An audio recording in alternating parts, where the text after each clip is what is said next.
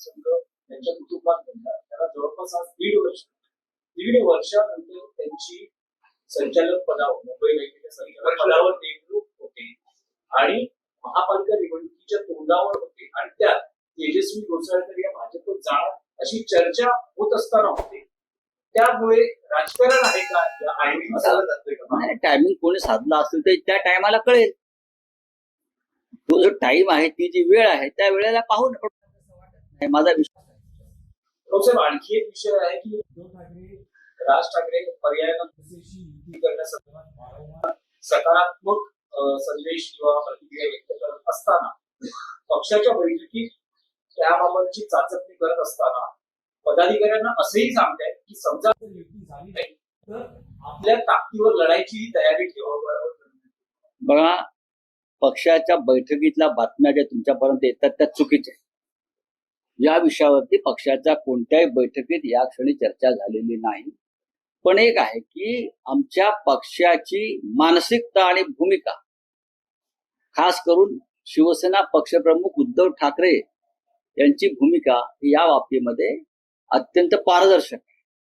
मराठी माणसाची एकजूट राहावी, मराठी माणसानं एकत्रित पुढलं राजकारण करावं ही त्यांची भूमिका आहे. काल अमित शहा सारखे लोक मुंबईत येऊन मराठी माणसाला पुन्हा डिवचून गेले. अशा विद्वांच्या नांग्या मराठी माणसाने एकत्र येऊन ठेचाव्यात, ही भूमिका माननीय उद्धव ठाकरे साहेबांची सुद्धा आहे आणि हीच भूमिका राज ठाकरे यांची सुद्धा आहे. सध्या महाराष्ट्रात दोनच समविचारी पक्ष आहेत आणि दोनच समविचारी नेते आहेत.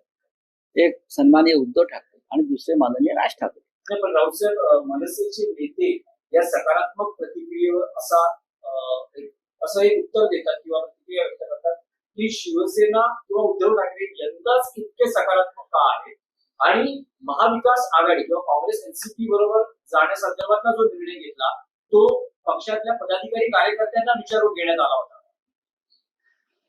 हा प्रश्न विचारण्याचा त्यांना कोणाला असा अधिकार नाही. आम्ही त्यांना भूतकाळात काय झालं हे विचारणार नाही त्यांच्या बाबतीत आणि विचारलेलं सुद्धा. 21 वर्षानंतर सकारात्मक का आहे? बघा, कोण काय बोलताय त्याच्यावरती आमच्या भूमिका ठरणार नाही. उद्धव ठाकरे आणि राज ठाकरे या दोन प्रमुख नेत्यांमध्येच जो संवाद आहे, बरं का, किंवा जो संवाद होणार आहे त्याच्यावर भूमिका ठरते. आता मी काय बोलतोय या क्षणी किंवा अन्य कोणी काय बोलतोय, मी माझ्या पक्षामधली सध्याची जी काय एक मानसिकता त्याच्याविषयी सांगतो. आमच्या सगळ्यांची मानसिकता ही अत्यंत योग्य दिशेने चाललेली आहे.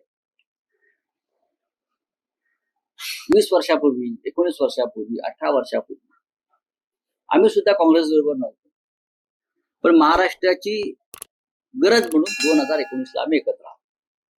भारतीय जनता पक्षाने केलेल्या बेईमानी विरुद्ध आम्ही एकत्र आहोत. प्रश्न इतकाच आहे की आमच्या बरोबर राहिलेले 25 वर्ष आमच्याबरोबर राहिलेले लोक आमच्याशी बेईमानी करून निघून गेले, भाजपसारखे लोक. अशा वेळेला काँग्रेस आणि राष्ट्रवादी काँग्रेसच्या मदतीनं महाराष्ट्रात आम्ही एक सरकार बनवलं.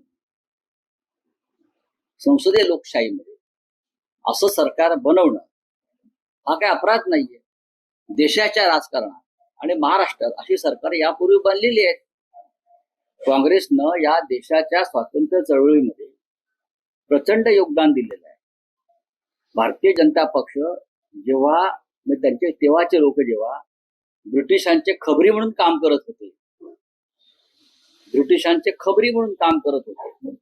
आणि भगतसिंगांपासून अनेक प्रमुख शहीदांच्या किंवा क्रांतिकारकांच्या संदर्भातली गोपनीय माहिती ब्रिटिशांना पुरवत होते, तेव्हा काँग्रेस गांधी, नेहरू, सरदार पटेल यांच्या नेतृत्वाखाली या देशात स्वातंत्र्य लढा लढत होते. सत्य आहे, या देशाला स्वातंत्र्य जे मिळालंय तेव्हा आम्ही नव्हतो, काँग्रेस होती. संघ किंवा भाजपा नव्हता, काँग्रेस होती. अशा काँग्रेस बरोबर आमचे मतभेद जरी काही असले तरी देशाच्या उभारणीमध्ये नरेंद्र मोदींनी देश उभा नाही केला. देश हा काँग्रेस पक्षाच्या नेतृत्वानं गेल्या 60 वर्षामध्ये उत्तम प्रकारे उभा केला.